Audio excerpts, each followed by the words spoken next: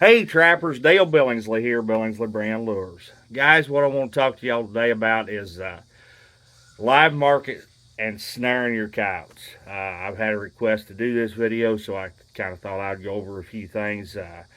I've done a little bit of it. I've never done a whole bunch of it, but I think I've done enough to go ahead and be qualified enough to make this video anyway. So, guys, let's just jump right into it. Live market snaring coyotes. This is come out of there. Technical difficulties. I tell you what. The biggest thing with snaring coyotes and holding them alive is getting a cable tough enough that they can't chew through it, because they will a lot of times.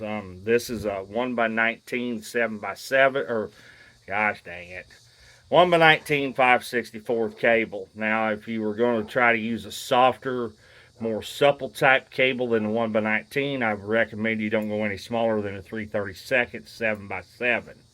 The other thing is the lock. You want to use a good relaxing style lock.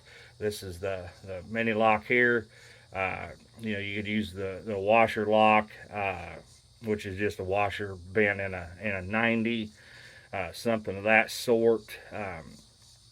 Basically, just stay away from the lethal type locks like the cam lock. Um, Probably wouldn't use a Riker slammer lock on here either. I would use something like a slim lock or the micro or the mini lock, bullet lock, something of that sort, even a low pro. Something that's not going to lock up really well on here. You're going to want something to kind of back off just a little bit. Let that blood, let that air keep flowing through.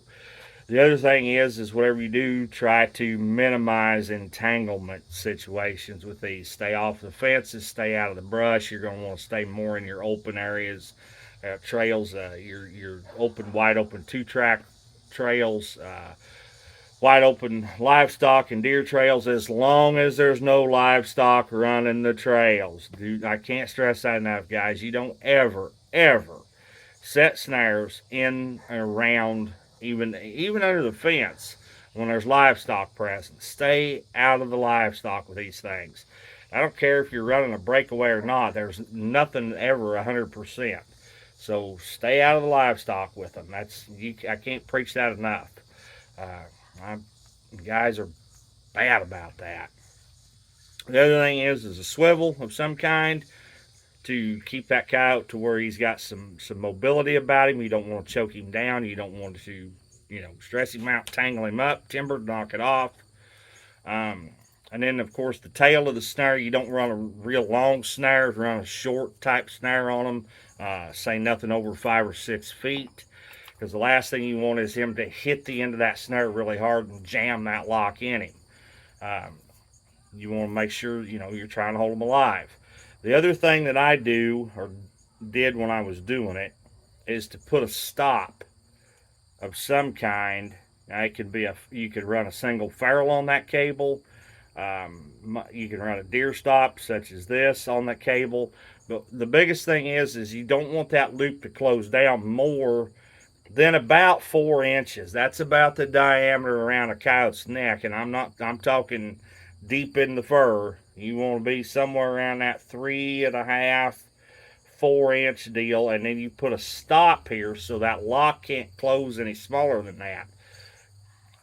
You want it about there, about that 4 inch mark, 3.5, 4 inches, and then you just put that stop on, and you just take a pair of pliers, or if it's a ferrule, you mash it on with your crimper or your hammer, whichever you're using. But you just pinch that stop down onto that cable, like so, and then that lock can't close any smaller than that right there. And that's what's going to help continue to keep your coyote alive for you. Probably going to have some coons slip out of them. Probably going to have some red fox, gray fox, that kind of thing slip back out of that loop. But that's what's going to keep your coyote alive for you. Like I said, basically, other than that, it's just staying out of the entanglement. Hang that loop about that 8.5 inches. You want to try to neck snare them as much as you can. You don't want to try to body catch them if you can help it. Hold that loop up there about 10 inches up off of the deck. Guys, that's basically it. It's not real hard. It's just kind of it's not rocket science by any means. You're trying to hold a coyote alive. That's the biggest thing with a snare. Get yourself a cable you can't chew through, like this 1x19 5/64, or 7x7 and a 3/32, something a little tougher for him to chew through. And run them snares early, guys. Run them early in the morning. Uh, try to get to your coyotes, at least shortly after daylight, so that he doesn't get all nervous on you and really go to chewing on these things. Guys, that's pretty much it. It's kind of a basic little deal. I know it's not a whole lot of information there, but I think there's some pretty good stuff there if you choose to use it. Uh, Again, check your locals and check your state laws when it comes to running snares, cable restraints. Check and see to make sure that you're allowed to do it. To have live coyotes in your truck.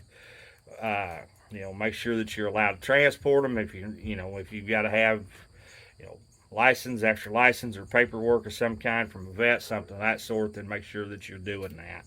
We don't want to see anybody getting in any trouble. So, once again, guys, I appreciate y'all tuning in to watch. We will be in Missouri this weekend at the Missouri Trappers Association's fall convention in Chillicothe, Missouri. If you happen to be there, stop by and say hi to us. Mike Houck from Last Step Trap Supply and High Tanning, and myself and Timber.